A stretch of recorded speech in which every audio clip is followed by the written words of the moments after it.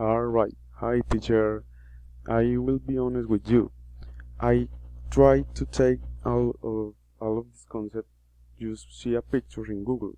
I can see the person with dressed in a specific culture dress clothes, but this person don't have the other part of this specific culture. For example, don't have the piercing face, don't have the paint, but I don't can all of this concept.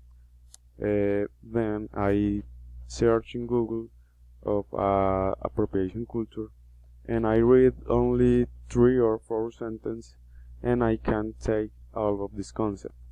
Alright, I see two options for this, and thus, if you do this cultural appropriation in a joke mode or in a bad mode, you can ridiculization or to hurt the feeling of the other person that this culture of the other person probably be the very important part in their life, and in this mode this is very bad practice. But in the other option, when you do this in a tribute mode or in a inspiration mode, this is a very wonderful practice.